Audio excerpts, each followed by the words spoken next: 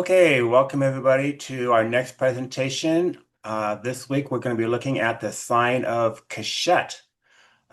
We know it as the sign of Sagittarius. The Hebrew word is Keshet, and it means the bow. And we're going to find how this sign relates to Joshua's conquest of the land of Canaan. Okay, before we get to that point, we're going to do a recap of our first three signs that we already covered as a review, and that will set the stage for the sign of Keshet, Joshua leading the children of Israel into the land of Canaan. So we started our journey in the sign of Virgo, the sign of Bethula, and we saw how the principal meaning of the name Bethula, the word Bethula, is to separate a bride, figuratively a city or a state. And this woman, the virgin woman, refers to the virgin daughter of Zion, the virgin of Israel. Um, Paul spoke how I espouse you as a chaste virgin unto Christ. You have the parable of the 10 virgins. You have the 144,000 that are virgins. The virgins represent his people, a holy, separate people. And the Hebrew letter that that sign is represented by is the letter Kuf. And that letter has a value of 100. Its pictograph was of the sun at the horizon. The sun is going down. It can imply division between light and dark, going down, the passing of time.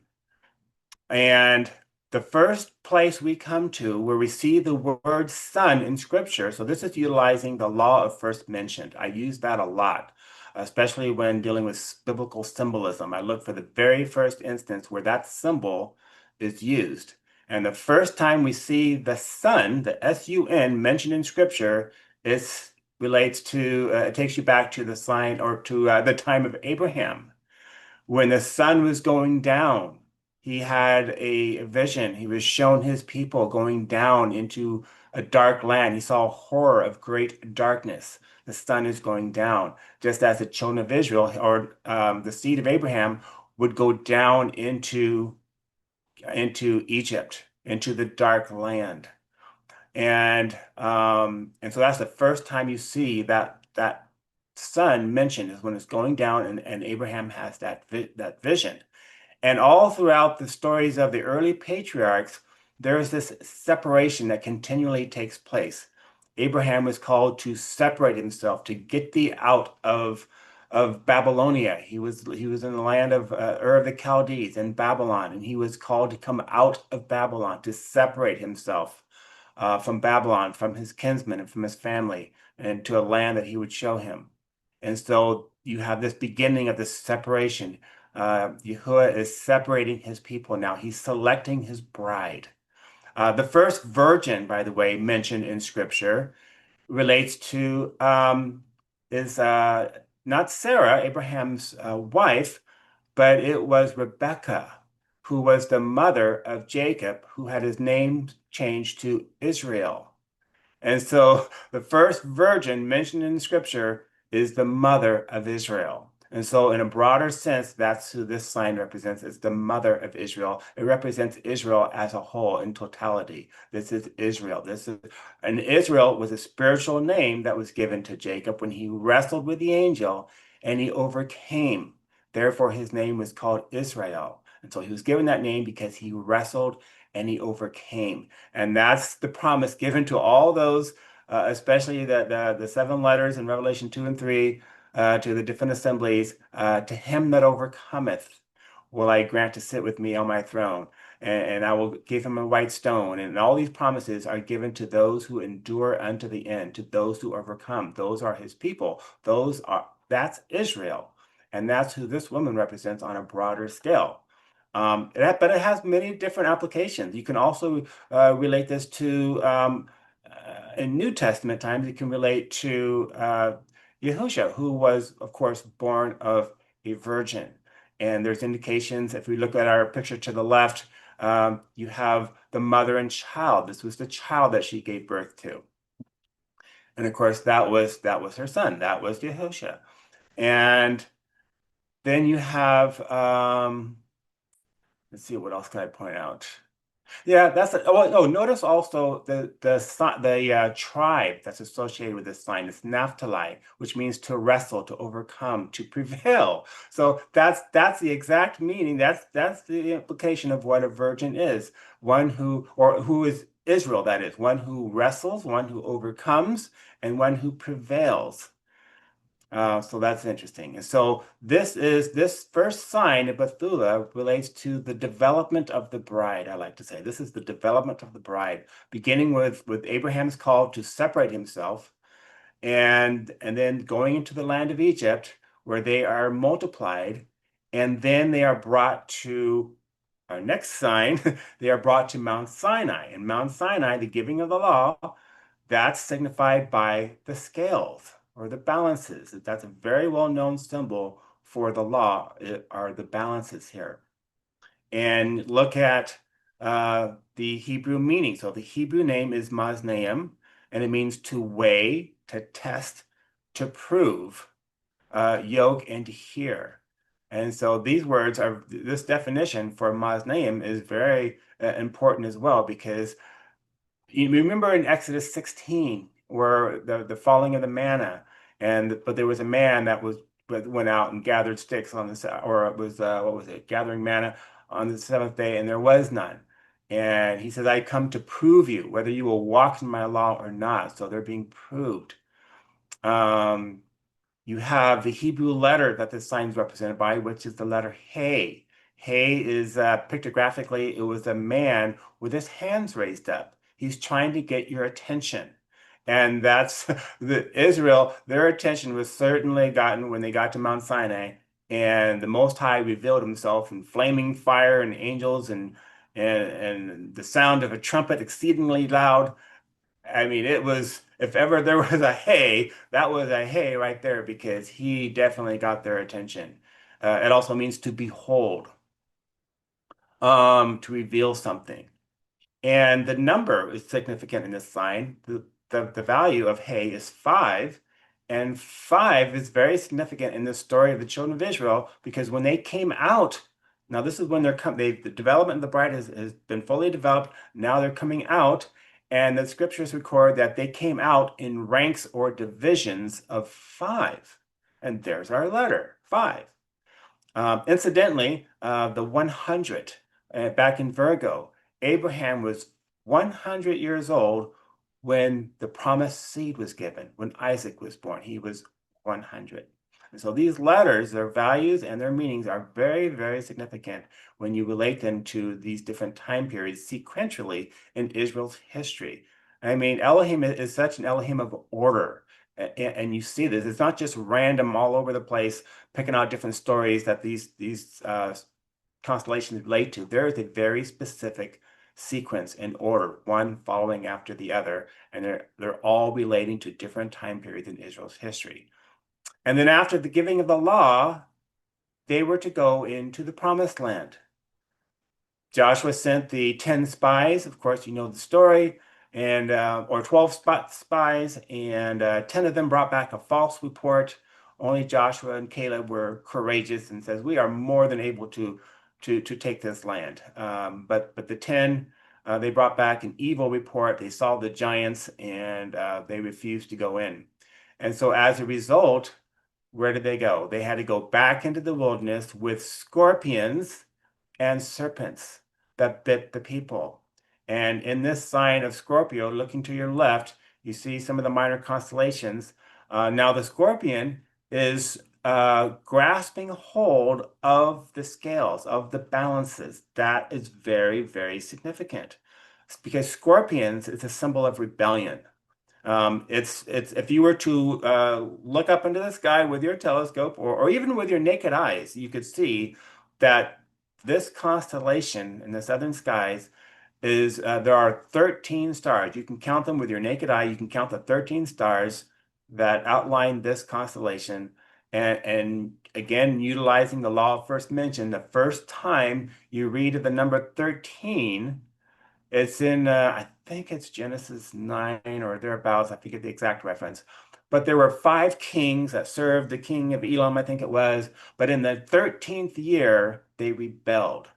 And so the number 13 um, is attached to this idea of rebellion. And of course, that's, and then you get to Ezekiel too, I think it is. And this is later on in Israel's history, but their leaders, it was Jeremiah, or no, Ezekiel. And he says, I know you dwell among us, a rebellious people. They are most rebellious. And he refers to them as scorpions. I know you dwell among scorpions. Um, and that's a symbol of rebellion, which leads to the sting of death. And you have an overall picture of Genesis 3:15 right here. Sin came into the world. Sin was the result of rebellion against Elohim's law, right? And which leads to death, and it led to the death of the Messiah, right? And so that's what was prophesied in Genesis 3:15, how the seed of the woman would bruise his heel. And here you have the scorpion's stinger up, reaching up to sting the heel of Ophiuchus, but Ophiuchus is crushing his head.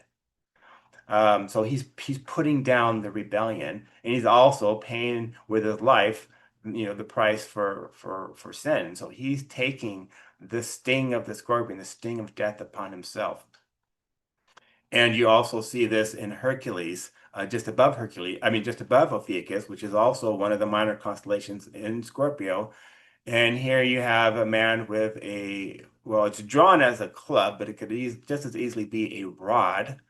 And he has his foot on the head of Draco. So there's a bigger picture here than just what we're relating to here as it relates to Israel's history. Here you have a bigger picture, the overall picture, where you have Draco the dragon relates to the devil, relates to Hasatan, um, the adversary, and he is being crushed by the head of Hercules. Hercules is a mighty man, and you'll read in scriptures how Yahuwah is referred to as a mighty man, a mighty warrior in defense of his people. And so that's where the children of Israel went when they refused to go in. They went into the wilderness with scorpions and serpents, which bit the people. Here's your serpent. Moses was told to lift up a serpent, and here you have a man, Ophiuchus, lifting up a serpent. That's interesting. Um, and so that's where they went. And so these first three signs are very easily discernible when you turn to the scriptures and you look at these different major time periods in Israel's history. Yes, first you have the development of the bride, the virgin, Bethula. Then they're given the law. Then they go into the wilderness, where the entire generation from 20 years and upward all passed away. Their carcasses laid waste in the wilderness, and so it's the sign of death. This is during the fall. This is when things die. So even naturally, you have this sign relating to nature itself when things begin to die. And so every fall is like a reminder, because before the fall, I don't believe there were the seasons. You didn't have trees dying and things like that. But sin brought death and brought about the fall, and fall is tied to the scorpion here. So that works pretty well. And then you look at the tribe of Dan, which means to judge, to contend, to strive, to minister judgment. And that's what you have taken place in the sign of the scorpion here, Akrab. Okay, so that's a quick overview of where we've come thus far from Virgo to the scorpion. And now that sets the stage for the next milestone in Israel's history. And this brings us to the sign of Sagittarius, or Kashet, which means to bend, a bow for hunting, battle, shooting. It also is the same word for rainbow. And so this is Sagittarius is half man, half horse with a bow and arrow. And this arrow is aimed, let me just go back to our previous slide. You see that the arrow is aimed back at the scorpion, a symbol of rebellion. So this is the putting down of rebellion right here. Okay, now early star maps illustrated Sagittarius simply as a bow and an arrow. So that you can find that in Richard Hinckley's book, Star Names, Their Lore and Meaning. There was no centaur here. It was just the bow. And a bow, we're going to find out, relates to the word. All right, so now let's look at the Hebrew elements for the sign of Keshet. Um, the Hebrew tribe, Gad, a troop, attack, invade, overcome. Now, what I've discovered when I match these tribes with these individual signs, that in the meaning of these tribes, you have a summary of Israel's history for that sign. And so you have uh, Gad relating to this sign. Now, there's other people who also relate these tribes the same way I do, and there's yet still others who have them a little bit differently. But I'm not the only one to lay them out this way. There was a Mormon man who's done a lot of research, and he has a whole article written on just 12 tribes, 12 signs on these 12 children of Israel. And he relates to each, he proposes a birthday for each of these, of the 12 sons of Jacob and how they were each born in a different sign, which would make sense. That's very interesting. I don't know how well he proved his case, but I thought that would be interesting if that is true, that they relate to the reason that they're that sign is because they were born in that sign. So that's a good possibility, but I can't say for 100% sure that that is true. Um, but it's an interesting thought. I can't think of the Mormon's name right now. It escapes me, but anyhow, but I related these signs the same way, but I didn't use his method. I'm using it. I started with his outline of these tribes with these signs, but then I started looking at their meanings and I discovered, oh my gosh, the meaning of these tribes relate to the story that is connected to with these different signs. So that's where I'm going with the Hebrew tribes, and that's another indication for me that I'm on the right track, hopefully. But if not, I'm sure somebody will eventually point it out. But that's how I relate these tribes to these signs. It's right in their very meaning of their names. Okay, and then the Hebrew month that corresponds to this sign is Kislev.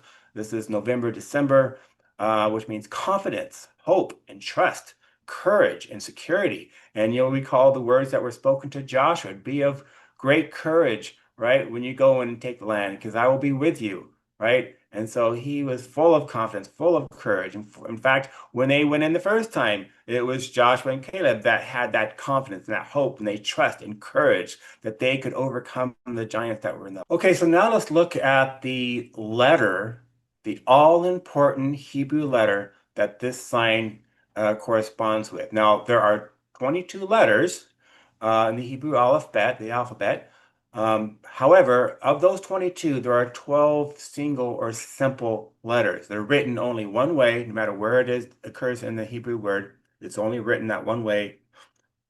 Whereas you have other letters that are written a different way, depending upon where it is in the word, such as noon is an example, the letter noon. So now let's look at this letter. This is a letter Zayin. Now I have it little sideways here because I've got this wheel going around. Um, it even kind of looks like a seven when you have it upright. And so Zayin, it has a value of seven, and it represents a sword, sharp weapon, a sword to divide. And so this is very, very important. In this story, we're gonna we gotta look for a sword that's very prominent in this story because that's what this sign's represented by is this sword. And again, it's a sharp weapon, and it implies to divide. And if I don't cover it, I'll just say it right now. Maybe I'll repeat myself later. But when Joshua led the children of Israel into the promised land, and they conquered all the Canaanites. He was to divide the land amongst the 12 tribes. So very, very important. Okay, so those are our Hebrew elements. We're going to talk more about this letter and its numerical value and how it ties in so perfectly with the story of Joshua leading the children of Israel into the promised land. Okay, so now more about this centaur. So not only did William Hinckley point out in his book that older star maps only had this as a bow, not this centaur thing going on here. But also, I found this that centaurs originated from Thessaly in ancient Greece, and other cultures like the Persians, the Turks, the Syrians, the Chaldeans, and the Hebrews viewed Sagittarius primarily as a bow. So we don't need to deal with this Greek idea here. We don't want anything to do with the Greek mythologies. That's their perversion of these signs. They don't have the word. They're not his people. They don't so they made up their own stories with their own gods and created a whole nother um, narrative with these different constellations, gods and goddesses and everything else. And I don't get into any of that whatsoever. So set your mind at ease. I'm not going there at all. I'm using strictly the Bible to interpret these symbols and the Hebrew letters that they're represented by. So I always like to see where is this bow mentioned in Scripture to get the full meaning of this symbol of a bow. So the first bow mentioned in the Bible is the bow that Yahuwah set in the cloud as a promise to mankind and every living creature to never again bring a flood of waters upon the earth to destroy all flesh.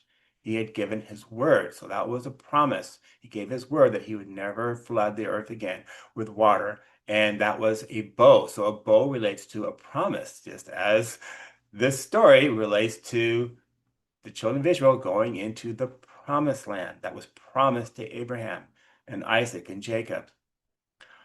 Um, Joshua, now it's interesting that Joshua came from Ephraim, that was his forefather, who was the son of Joseph, of whom it was said, Joseph is a fruitful bow, even a fruitful bow by a well, whose branches run over the wall.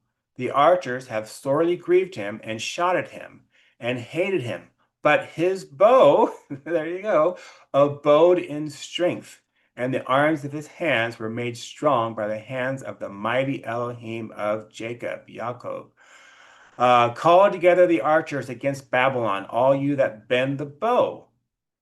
Today, Yahuwah is calling all his spiritual archers that bend the bow, which is the word, to come against spiritual Babylon and expose its doctrinal errors and to call his people to come out of her. Revelation 18:4. Thine arrows are sharp in the heart of the king's enemies, whereby the people fall under thee. Here you have this arrow aimed towards the heart of the scorpion, those who are his enemies, those who rebel against his holy law. And I saw, behold, a white horse, and he that sat upon him had a bow, and a crown was given unto him, and he went forth conquering and to conquer. And that's what Joshua did. He went forth conquering and to conquer. And of course, most of us know that Joshua's name is the same name as Yahuwah. He was a messianic figure. And so they both relate to going forth, conquering, and to conquer. And then you have this one. Habakkuk 3:9, thy bow was made quite naked according to the oaths of thy tribes, even thy word. So the bow is the word. It wasn't so much that the children of Israel were to go into the land and conquer them with bow and arrow and sword and all of that. But their Elohim says, I will go before you and I will send the hornets and I will drive them out, right? He was giving his word that he was going to fight for them. That was his word. And so not by might nor by strength, right? But by thy word. That's how we overcome the enemy is utilizing the bow to become expert uh, marksmen with the arrow, right? Um, Okay, so that's the key significant scriptures that relate to the bow. And here I just drew out this as a little side note to again show you how the bow represents the word. The bow, kashet, is represented by that Hebrew letter Zion right there. That has a value of 7. And the sword represents the word. And the word is divided into 7 separate categories. You have the law, you have the prophets, the writings from the Old Testament, and the New Testament, you have the Gospels, the Acts, the epistles, and the Revelation. So you have these 7 divisions. Um, the words of Yahuwah are pure words, as silver tried in the furnace of earth, purified 7 times. So here's the connection with the bow and the number 7 again. My doctrine shall drop as the rain. Of course, you see the rainbow when there's rain. For as the rain cometh down and the snow from heaven, and returneth not thither, but watereth the earth, that it may give seed to the sower, and please and bread to the eater, so shall my word be that goeth forth out of my mouth. It shall not return unto me void, but it shall accomplish that which I please, and it shall prosper in the thing whereunto I send it. And then, of course, study to show yourself approved unto Elohim, a workman that needeth not to be ashamed, rightly dividing the word of truth. Remember, our letter Zayin means to divide, represents the word. We are to rightly divide the word of truth. And when Yahusha returns, out of his mouth goeth what? A sharp sword, his word, that with it he should smite the nations, just as this bow is going to is smiting Akrab, which represents the enemies, those who rebel against his law. So it all fits together. It's all very consistent. Okay, moving on. So Joshua leads the children of Israel into the promised land. Now, after the death of Moses, the servant of Yahuwah, it came to pass that Yahuwah spake unto Joshua the son of Nun, Moses' minister, saying, Moses my servant is dead. Now therefore arise and go over this Jordan, thou and all this people, unto the land which I do give to them, even to the children of Israel. Every place that the sole of your foot shall tread upon, that have I given unto you, as I said unto Moses. From the wilderness and this Lebanon, even unto the great river, the river Euphrates, all the land of the Hittites, and unto the great sea toward the going down of the sun, shall be your coast. There shall not any man be able to stand before thee all the days of thy life. As I was with Moses, so I will be with thee. I will not fail thee nor forsake thee. Be strong and of good courage. For unto this people shalt thou divide for an inheritance the land which I swear unto their fathers to give them. So very clearly, this is the next turning point in Israel's history. Their children of Israel are going to come out of the wilderness, and Joshua is going to lead them into the promised land. Okay, now here's a review or a comparison of the two Joshuas and how similar they are. So on one side, you have Joshua leads the children of Israel into the earthly Canaan, and on the other, the second Joshua leads the children of Israel into the heavenly Canaan. Joshua's forefather was Joseph, whose bow abode in strength. And then in Revelation 6, you have, of course, Yahusha, and he has a bow. So they both relate to a bow, and a crown was given unto him, and he went forth conquering and to conquer, just as Joshua was to go forth conquering and to conquering the Canaanites. Joshua is told to make these sharp knives and circumcise again the children of Israel. So here's this sharp weapon. It's very significant that this sign, again, is represented by a sharp instrument, by a sword to divide. And he's told to make these sharp knives and circumcise again the children of Israel the second time. And Yahuwah thy Elohim will circumcise thine heart and the heart of thy seed to love Yahuwah thy Elohim with all your heart and with all your soul, that thou mayest live. And of course, again, that is repeated in the New Testament. He is a Jew which is one inwardly, and circumcision is that of the heart, in the spirit and not in the letter, whose praise is not of men, but of Elohim. The heart is circumcised by the sharp sword, Zayin, of the spirit, which is the word of Elohim. Moses declares the law a second time just prior to entering into the promised land, and I believe that's going to happen again. Malachi talks about that. Blessed are they that do his commandments, that they may have right to the tree of life and may enter in through the gates into the city. And so emphasis again is placed on the law prior to entering into the heavenly Canaan. Yahuwah causes the rivers of the Jordan to dry up, that Israel might cross over into Canaan. Do we have a counterpart for that? I believe we do. When the second Joshua returns, the firmament will be rolled up together like a scroll, resulting in the waters above and below it to possibly dry up or be separated so that the Israel of Elohim might cross over into the heavenly Canaan. Very interesting connection there. Like the men before the flood, the Canaanites lived only to blaspheme heaven and defile the earth. Both love and justice demanded the execution of these rebels, these scorpions, against Yahuwah and foes to man. The rebellious Canaanites were driven out of the land of Canaan, and Israel took their place. Likewise, you have Lucifer and the angels who rebelled against the government of heaven and were driven out of the heavenly Canaan. And at the second coming, the Israel of Elohim will take their place. It's the same story. Okay, now let's focus more on this letter Zion and especially its numerical value of 7. So once again, it implies a sharp weapon, a sword, implying warfare, division, and separation. It is derived from a root word that means sustenance or nourishment and bears the resemblance of a sword standing on end and the number 7 signifying rest. Yes, because they were being brought into the promised land where they would be given rest. The story presented in Sagittarius is one of warfare, division, and rest. Joshua, who led the armies of Israel, was commanded, "Be strong and of good courage, for unto this people shalt thou divide for an inheritance the land which I swear unto their fathers to give them." After the crossing the Jordan, Joshua made him sharp knives and circumcised the children of Israel at the hill of the foreskins. And it came to pass when Joshua was by Jericho that he lifted his eyes and looked, and behold, a man stood opposite him with his sword, Zion, drawn in his hand.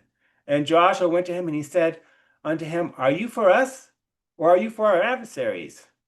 So he said, "No, but as commander of the army of Yahuwah, I have now come."